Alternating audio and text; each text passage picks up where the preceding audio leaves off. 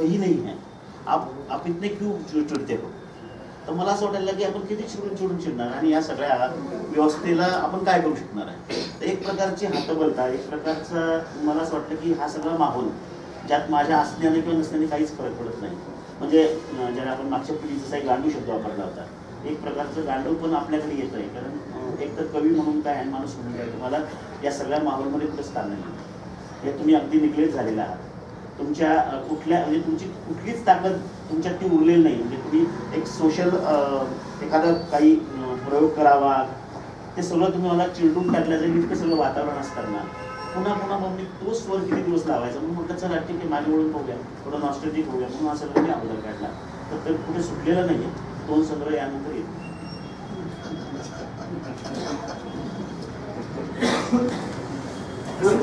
हो वा. म्हणजे ते चित्र आणि कविता हे दोन्ही प्रांतात तू एकदम सक्सेसफुल आणि हुशारपणे चालू आहे. मला या विषयावर काही बोलशील तर बरोबर. म्हणजे मला आता उपप्रश्न किंवा कविता जवळची वाटते की चित्र जवळचं वाटतं, किंवा एकमेकांना पूरक आहे का, किंवा चित्र काढत असताना कविता सुचते का, किंवा कविता सुचत असताना चित्र येतं का, किंवा काही वेळेला मी असे काही एकांकिका वगैरे नाटक पाहिलं किंवा ते एकांकिका सुरू असतं आणि चित्रकार येतो आणि ते असं काय काय मग ते येतं. तर ते कधी कधी मला असं वाटतं गिमिक आहे बाबा, फॅशन आहे बाबा. तर ते या बाबतीत थोडंसं बोलशील तर बरोबर. आणि अर्थातच खेळ फार अतिशय महत्वाचं हे आहे ते. तर सक्सेस ची अनेक वेगळ्या व्याख्या आहेत, त्यामुळे त्यात आपण जाऊ नये. कारण मग मला नाही वाटत मी यशस्वी कवी आहे, कारण मी फार कमी लोकांना मानते. त्यामुळे मी यशस्वी कवी असतो. त्या दृष्टीने चित्रकार म्हणून बऱ्याच यशस्वी आहे, कारण पैसे भरपूर मिळतात तिकडे किंवा चित्र भरपूर विकलं जातात, त्यामुळे ते यशस्वी म्हणता येईल. पण कवितेत काही यशस्वी नाही आहे. ती म्हणजे पहिल्या आवृत्ती संपूर्ण दुसरी कोणी काढलेली नाही, यशस्वी नाही आहे. पण मला असं वाटतं की या दोन्ही ज्याला मला असं वाटतं की माणसाकडे अनेक आउटलेट असतात. विशेषतः जो एक आपण ज्याला असं कलावंत हा शब्द फारच उजळ झाला, पण ज्याला एक कलावंत जो आहे त्याला सतत काहीतरी सांगायचं असतं. कवी असेल, चित्रकार व्यक्त व्हायचं असतं. व्यक्त होण्यासाठी तो एक आउटलेट निर्माण करतो. म्हणजे मी कवी असेल तरी कवितेतून लिहिली, कादंबरीकार कादंबरीतून लिहिली. तर मला असं वाटतं चित्रकला आणि कविता ह्या दोन्ही कला खूप पॅरलली जाणार आहेत. म्हणजे आपण जगभरातल्या कवितेचा इतिहास पाहिला किंवा चित्रकलेचा इतिहास पाहिला तर अनेक महत्त्वाच्या कवींनी चित्र काढलेली आहेत किंवा अनेक महत्त्वाच्या म्हणजे पिकासो हा अतिशय चांगला कवी होता. असे खूप उदाहरणं आहेत. अगदी भारतातले आता जोगेन चौधरी आहे, ज्यांचं एक कवर आहे गुलाम मोहम्मद शेखी, गुजरातीमधले कुठले कवी आहेत, खूप नाव आहेत अशी करतो. तर मला व्यक्तिशः ह्या दोन्ही गोष्टी पूरक ठरल्या. म्हणजे मी चित्रकलेकडे वळालो तोही म्हणजे अगदी खेळमुळे वळालो. की खेळाला चित्रकार चित्र देत नाही या रागातून मी चित्र काढायला म्हणजे त्यामुळे मला ते फारच वाटायचं की आपण सगळं करतो आणि चित्रामुळे आपला अंग नीट होत नाही, आणि त्यामुळे त्या रागारागातून ते चित्र काढता काढता ते गमतीत झालेलं प्रकरण आहे. आणि नंतर तो माझा व्यवसाय झाला. पण मला असं वाटतं की चित्रकला आणि कवितेमध्ये असा एक आंतरसंबंध आहे. म्हणजे आता इथं ढाके सर आहेत, तसं ढाके सर स्वतः महत्त्वाचे चित्रकार पण आहेत आणि कविता कृष्ण आहेत, तसं सर्वांनाच माहिती. तर मला असं वाटतं या दोन्ही गोष्टी एकमेकांना खूप पूरक आहेत. म्हणजे आता उदाहरणार्थ या संग्रहाबद्दल मी असं म्हणेन की या संग्रहातली दृश्यात्मकता पण बघता येऊ शकेल. कारण जेव्हा कवी हा चित्रकार असेल तर त्याचा बघण्याचा दृष्टिकोन भाषेकडे एका ज्याला काय म्हणतो चित्रात्मक स्वरूपाचा असू शकतो. विशेषतः अरुण कोलटकर हे त्याचं एक अतिशय चांगलं उदाहरण आहे मागच्या पिढीत. किंवा ढाके सरांच्या अनेक कविता तुम्ही चित्र म्हणून पाहू शकता. की म्हणजे ती एक कविता उंदीर मारण्याचं औषध नावाची कविता आहे. अशा कितीतरी कविता आहेत की मुलं रडत आहेत, मुलं हसतायचं. अशा अनेक कविता ज्या आहेत ती चित्रच आहेत. तर हे मला वाटतं चित्रकला आणि कवितेतलं ते काय एकमेकांना असं पूरक मटेरियल आहे आणि त्याचा नक्कीच फायदा होतो. चित्र काढताना कविता सुचतात करताना असं नाही झालं मला. म्हणजे पण कवितेमुळे चित्र सुचले, चित्रामुळे कविता अजून नाही सुचली कधी. पण पण कविते येतो तर कवितेमुळे चित्र सुचलेले आहे. हा नक्कीच तो एक फायदा होतो. आणि मला असं वाटतं की मी गेल्या 10-12 वर्षापासून एक प्रोफेशनल चित्रकार म्हणून काम करतोय. तर या काळात माझं असं लक्षात आलं की मी कवी म्हणून बऱ्यापैकी जरा थोडा सुधारलो. चित्रात म्हणजे मला असं वाटतं की कविता ही आतली असेल, अधिक जवळची असावी कदाचित व्यक्त होताना. नाही, ती नीड असते. म्हणजे मला कसं असतं की तुम्हाला कुठला उलकडा पडतो आणि सांगण्यासाठी तुम्हाला नेमकं काही काही शब्दातूनच तुम्ही सांगू शकता काही गोष्टी, पण काही गोष्टी तुम्हाला शब्दातून सांगणं शक्यच नाही असं वाटेल तेव्हा मग मी एक चित्राकडे बघतो. असं होतं. विशेषतः आता मी मधल्या काळामध्ये जे तृतीय पुरुषाची एक सिरीज केली होती ती बऱ्यापैकी छान हे पण झाली, स्वीकारल्या गेली. तर तोच एक भाग होता की मला असं वाटतं की हा जो कोणी तृतीय पुरुष आलेला आहे आपल्याकडे आणि जो काही आपल्यावर सगळ्यांवर एक राज्य करतो आहे, याला मी शब्दातून बांधून बांधून किती बांधणार आहे, पण चित्रात तुम्हाला जास्त प्रभावीपणे सांगता आलं असं मला वाटतं. किती श्यामदादा किती वाजले बघा बरं? 5:30. कधी थांबायचं सांगून द्या. हां, म्हणजे तिकडे 7 आहे ना, बऱ्याच पर्यंत जायचं असेल. एक 15 मिनिटं. एक मला नेहमी प्रश्न विचारावासा वाटतो. मराठीमध्ये दीर्घ कविता लिहिणारे तसे बरीच दीर्घ कविता आधीच्याच लोकांनी तुमच्या आमच्या पिढीमध्ये फार कमी लोकांनी दीर्घ कविता लिहिली. म्हणजे ते 6 दीर्घ कविता ज्यावेळी पुस्तकात झाल्या त्यावेळी हा प्रश्न नंतरच्या पिढीने दीर्घ कविता फारशी अटेम्प्ट केली किंवा केली तर ती काही अशी चांगली उतरली. पण तुम्हाला नेहमी दीर्घ कविता का लिहायची? नाही, आम्ही म्हणजे पहिला संग्रह तरी पाहिला, म्हणजे टोपी छोटा बारका संग्रह जो आला होता त्यातही जवळजवळ सगळ्या दीर्घ कविता. तर व्यक्तिशः मला माझा कथनाकडे म्हणजे त्याला नॅरेटिव्हकडे ओढ आहे. म्हणजे मला कुठलीही गोष्ट निव्वळ सुचली किंवा स्फुरली म्हणून सांगून झालं असं वाटत नाही. म्हणजे सुचण्याची एक प्रोसेस संपली एका विशिष्ट वेळी असं मला वाटलं. म्हणजे जसं ग्रेस म्हणायचे की मला तिकडून आवाज येतो, ते आवाज इकडे पण येतात. त्या आवाजाची म्हणजे एक विशिष्ट मर्यादेपर्यंत अरे हा हे मला सांगायचं फक्त झालं की मग ते सुरू असतं. आणि हे सुरू असतं या मला वाटतं त्या प्रोसेसमध्येच ते घडलेलं आहे की एक म्हणजे उदाहरणार्थ तृतीय पुरुषाच्या आत्महत्या कविता लिहिताना मी हे शोधत गेलो की तो इतिहासात कसा असेल, तो माझ्या संस्कृतीत कसा असेल, तो पुराणात कसा असेल, तो भाषेत कसा असेल, तो राजकारणात कसा असेल. तर अशा अनेक शक्यता मग मी धुंडाळली, कारण त्या दिशेने मी जात होतो. तर मला वाटतं दीर्घ कवितेसाठी तो वृत्तीचा भाग आहे. म्हणजे माझं चित्रसुद्धा मी एक कधीच काढत नाही, मालिकाच असतात. म्हणजे चित्रातसुद्धा मी एक चित्र काढलं आणि सुटलं असं होत नाही, तर ती एक मालिकाच बनते. तर मला वाटतं तो कवी म्हणून माझ्या वृत्तीचा भाग असेल की मला एक गोष्ट अनेक अंगाने सांगावीशी वाटते आणि त्यासाठी मग हा दीर्घ कविता हा मला वाटतं उपयोगी असा. बरोबर. मला प्रश्न विचारायचा नाही आहे, पण एक गोष्ट शेअर करायची वाटली. तुमची जी चर्चा झाली कवितेची भाषा आणि त्यामध्ये उर्दू आणि फारसी शब्द त्या काव्यसंग्रहामध्ये जास्त करून आलेले, या संदर्भात मला काही सांगायचं होतं. त्याला आपण एक कोड मिक्सिंग वगैरे असं म्हणता येईल. भाषेच्या संदर्भामध्ये आणि कवितेमध्ये जी भाषा वापरली जाते यामध्ये मराठीत लिहिली जाणारी कविता ही मराठीतच लिहिली जावी किंवा फारसीमधली कविता त्याच भाषेत असावी अशा प्रकारच्या काही अपेक्षा असतात. पण मला वाटतं की कविता ही अशा प्रकारचं एक रचना असते की जी भाषेचे सगळेच बंध तोडून पुढे जात असते.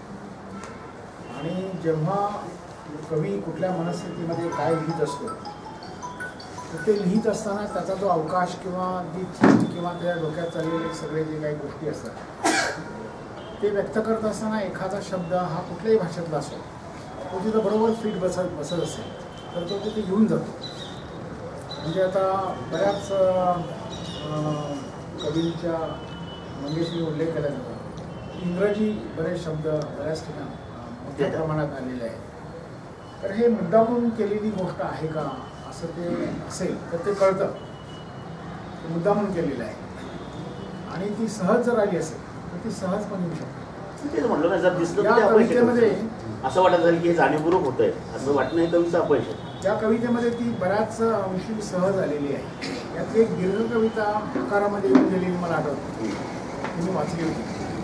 तर ती सहजपण आहे त्यामध्ये. आणि उर्दू किंवा फारसी किंवा हिंदी संस्कृत या सगळ्या ज्या भाषा आहेत त्या तशा भारतीयच आहेत आणि एका वेगळ्या अर्थाने त्या आपल्या नेहमीमध्ये असतात. त्या मालकीच्याच आहेत सगळ्या भाषा. तर मला असं वाटतं की it is one part of not just embellishment, part of the poetic process itself. ठीक आला. आपल्या कवितेमध्ये 7 नद्या असा एक उल्लेख आलेला आहे. 7 नद्या, 7 समुद्र, 7 जन्म असा आलेला आहे. या सगळ्या 7 मध्ये 7 असं काही 7 मार्ग आहे ना. मला वाटतं विलास तुला आठवत की सगळ्या संघात 7 भाग आहेत. सूत्रात एक बोल, लाल किल्ल्यामध्ये बोल, किंवा याच्यात बोल. तर मला एक लहानपणी म्हणजे मी पोथी वाचायला जायचो. लहानपणी माझे वडील पोथी वाचायचे, पोथी वाचायला जायचो. मला हे सगळे ते त्यांच्याकडून ते सगळे पौराणिक किंवा ते वेगळ्या रहस्यमय गोष्टी ज्या आपल्या पारंपरिक चाललेल्या आहेत, तर ते 7 डोंगर 7 नद्याचं वेळ तेवढं सुचतं. ते काही जात नाही. 7 आसरा असं आहे का? खूप आहे ना, 7 आहे. मला त्याचं अजून उत्तर मिळालेलं नाही की 7 काय आहे, पण मला ते आवडतं. म्हणजे काहीतरी 7 आहे असं काहीतरी आहे, त्याच्या पल्याने काहीतरी आहे. 7 ताळ महाडी असं एक बरोबर होतं ना, 7 असं काहीतरी आहे. तो टोटका आहे. तोटका आहे तो. मला वाटतं चालेल. सर आहेत, रसाळ सर भाषेबद्दल 2-3 गोष्टी अशा होत असतात. मगाशी तुम्ही सांगितल्याप्रमाणे की एक विशिष्ट पर्यावरणामध्ये ती भाषा होती, म्हणजे लहानपणी आपल्या संस्कार होत असतात. तर त्याप्रमाणे कुठल्याही कवितेमध्ये ते शब्द साहजिकच येऊ शकतात. दुसरा एक भाग असा होतो की मराठीतले जे शब्द आहेत ते झिजलेले असतात, भाषा निर्जीव झालेली आहे. तेव्हा असा एखादा तहरीरसारखा शब्द आला की आपोआप ते सगळे उजळून जातात. म्हणजे त्याला फोरग्राउंडिंग असंही नाव आहे. पण याचा जर अतिरेक झाला तर पुन्हा उलटं होतं. त्यामुळे कवीने ते पण सांभाळलं पाहिजे असं एक मला. त्यांनी एक केऑस किंवा अनार्की पण भाषेची निर्माण होण्याची शक्यता हा संग्रह फायनल करताना सर काही कविता अगदी म्हणजे मी माझ्यामध्ये अजूनही काही कविता कमी करायला हव्या होत्या ते वाचक म्हणून. पण मी त्या कवितेच्या इतका प्रेमात होतो की मला ते जाणवत असून सुद्धा मी म्हटलं की नाही राहू दे. ते चूक होतं. म्हणजे काही कविता विशिष्ट 2-3 कविता अशा आहेत की ज्या मी गाळायला पाहिजे होत्या. दुसरा यांनी जे विधान केलं होतं की पूर्वी सामाजिक राजकीय जे काही भान होतं ते आता दिसत नाही आहे या संग्रहामध्ये. तर असं काही कवीच्या बाबतीत आपण म्हणू नये असं मला वाटतं. म्हणजे त्या कवीला जेव्हा जे सुचतं ते शेवटी प्रेम कविता ही पण राजकीय कविता आहे. गुरुतेच्या दुष्टतेच्या द्वेषाच्या विरुद्ध असतो ना प्रेम कविता लिहितो तेव्हा. तो क्रम चुकला खरं माझा संग्रहाचा. नाही पण आज ते अशा प्रकारची कविता जास्त आवश्यक. अच्छा. हां. कारण की जेव्हा देशाचं वातावरण खूप अराजक आहे तेव्हा प्रेमाकडे जावं असं. हा त्यांचा पहिला काव्यसंग्रह आहे. हो असं जर तुम्हाला या भाषिक प्रयोगांबद्दल काय वाटतं? अजून त्यांना वेळ देता नाही हे नाही एक जनरली हा एकूण असं भाषिक मला असं वाटतं की कविता ही 100% केवळ भाषिक रचना. जी. म्हणजे एखादा अनुभव, एखादी भावना ही कविता जन्माला घालण्यासाठी प्रेरक ठरू शकते. पण त्या भावनेची अभिव्यक्ती किंवा त्या अनुभवाची अभिव्यक्ती कवितेतून होते असं मला वाटतं. तर ते शब्दांचे अनेक पातळ्यांवरचे अर्थ यांची एक सेंद्रिय जुळवणूक कवितेमध्ये होती. म्हणून माझ्या दृष्टीनं कविता ही परिपूर्ण वाङ्मय आहे. इतर वाङ्मय प्रकारामध्ये आपण भाषेकडून वास्तवाकडे जातो. कवितेमध्ये शब्दातून शब्दाकडेच आपण राहतो. आणि म्हणून भाषा ही कवितेचं खरं सामर्थ्य आहे आणि ही केवळ भाषिक रचना आहे या पद्धतीने मी त्या कविता. नाही मी एक का विचारलं की गेल्या 30-40 वर्षामध्ये शहरी जाणीवेची किंवा नागर जाणीवेची कविता म्हणून काही लोकांनी ती लिहिली.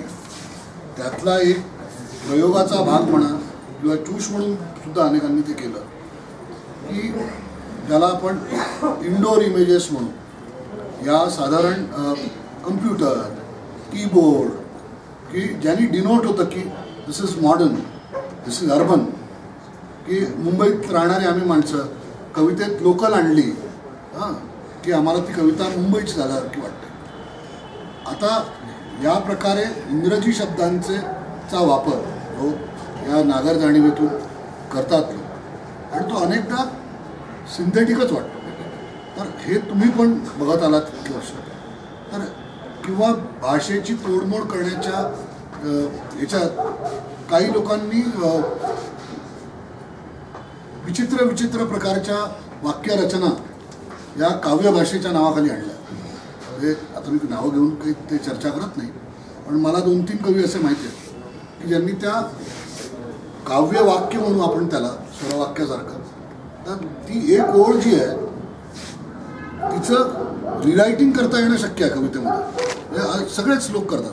म्हणजे मला तर सरांची एक कविता आहे मला काही कळत नाही की अशासारखा एक ती ओळ आहे ती सरांनी 4 प्रकारे लिहिली पण ती पोएटिक लँग्वेज सिस्टम न करता लिहिली. पण काही लोक हे जे प्रयोग करतात त्यात विचित्र प्रकारे त्या भाषेची तोडमोड जी करतात फॉर एन इफेक्ट. तर असं जे घडत आहे ते त्यातून काही सिद्ध होण्यासारखं बरोबर आहे. शब्दाचा अनुक्रम कवितेत ही एक महत्त्वाची अशी गोष्ट कारण त्या अर्थांची रचना कोणत्या प्रकारे होते हे त्या अनुक्रमामुळे ठरतं.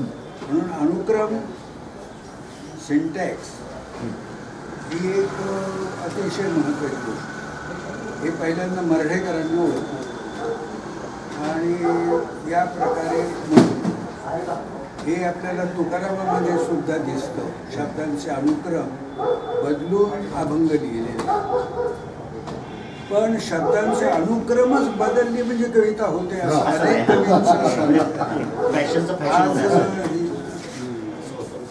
म्हणजे मी आज जेवलो नाही मी नाही जेवलो आज म्हटलं की कविता असं समज होती. तेव्हा सिंटॅक्स बद्दल कवीने खूपच काळजी घेतली पाहिजे. दुसऱ्या भाषेचे शब्द वापरल्याने कम्युनिकेशन गॅप निर्माण होणं. मला शरीर शब्दच माहिती नाही. हो नाही हा मुद्दा अतिशय मान्य सर पण मग माझ्या डोक्यात हे होतं की मला सांगण्यासाठी तो शब्द योग्य वाटत होता आणि मी मगाशी पण म्हणालो की मला हा विचारच नव्हता डोक्यात की पुस्तक आल्यानंतर त्याचं काय म्हणजे एखाद्याला हे होतं. तर मला असं वाटतं की मला असा वाचक अभिप्राय की तो तहरी शब्द शोधेल. म्हणजे मी जसा वाचक होतो की तो असा वाचक असेल की यार क्या लिहायचं तहरीर काय म्हणजे तो ते डिक्शनरी घेईल तहरीर घेईल आणि वाचेलच. रुबाब म्हणजे काय हां शोधेल.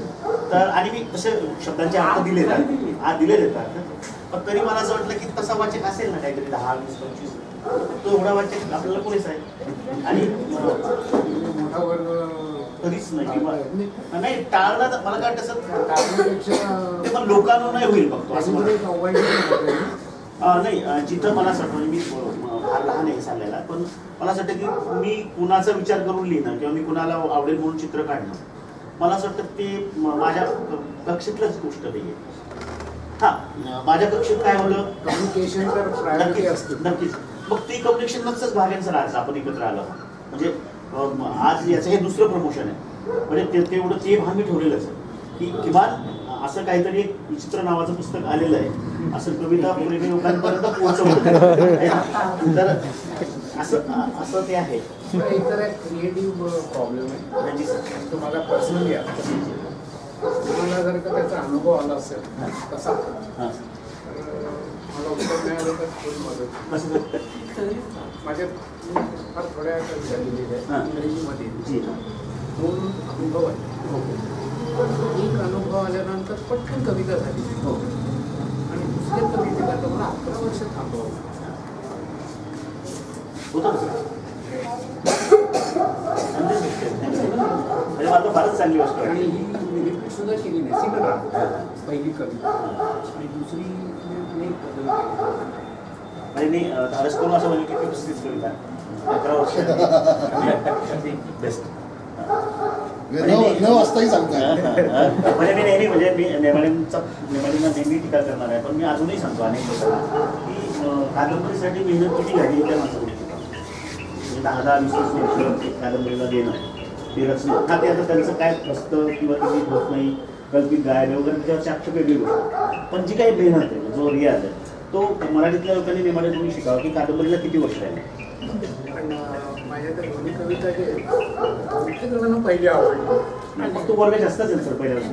म्हणजे तो जो वर्ग आहे म्हणजे खूप आवडणारा आताही म्हणजे मला वाटतं की माझी म्हणजे आता या प्रकाशकाने 200 प्रती सुरुवातीला छापल्या. आता त्या थोड्याशा खेळच्या संपादक असल्याच्या दादागिरीमुळे मला काहीतरी विकल्या गेल्या की बाबा संपादक पण ते काय फार करणार नाही. मी अजून एक 100-200 प्रती. त्यामुळे तेवढी आपली माहीत करून घ्यावं की आपला प्रांत किती आहे. आणि आमच्या अनेक मित्रांच्या 2-2, 3-3 आवृत्त्या जातात. आत्ताच आमच्या एका मित्राची एक कविता प्रकाशित झाली लोकवाङ्मयकडून आणि ती प्रकाशित होण्याआधीच संपली. तर असंही आहे ना मराठी, म्हणजे दोन्ही बाजू असल्या पाहिजे. म्हणजे बॅलन्स तर छान वाटलं सर. थँक्यू. मंगेशच्या निमित्ताने आपण सर्व इथे आलो आणि हे सगळं श्यामदानाने घडून आणलं. म्हणजे चर्चा उत्तम झाली आणि नवीन वर्षातला आमचा हा चांगला पहिला उपक्रम. असेच उपक्रम आपले करायचा आहे. आपले सगळ्यांचं सहकार्य हवं आहे. सगळ्यांचे मनपूर्वक आभार.